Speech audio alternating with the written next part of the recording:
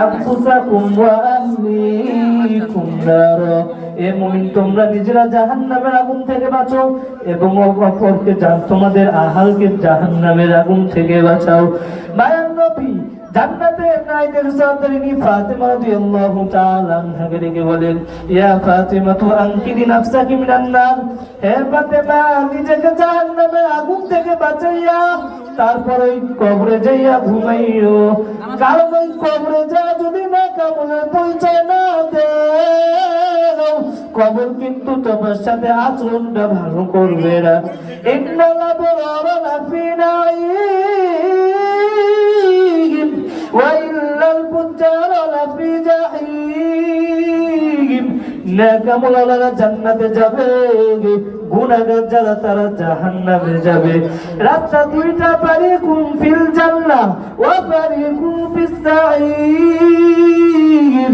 একটা হলো জান্নাতের পথ, আরেকটা হলো জাহান্নামের পথ। জান্নাতে যারা যাবে তারা হলো নেককার, জাহান্নামে যারা যাবে তারা হলো বদকার। এখন ওই জান্নাতটা কেমন আর জাহান্নামটা কেমন তা আল্লাহ কোরআনে বিস্তারিত বলেছেন।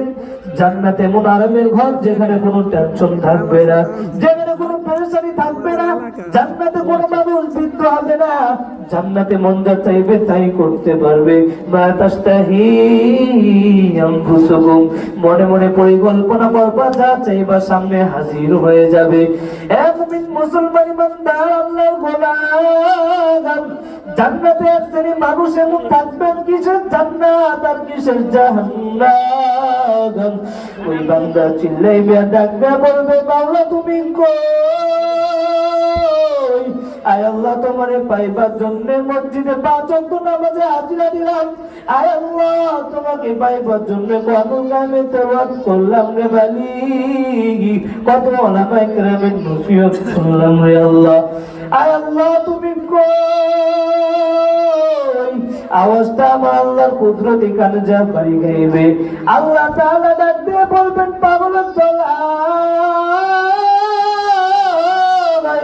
আজকে আমি আল্লাহ তোদেরকে ঘুরাবো না।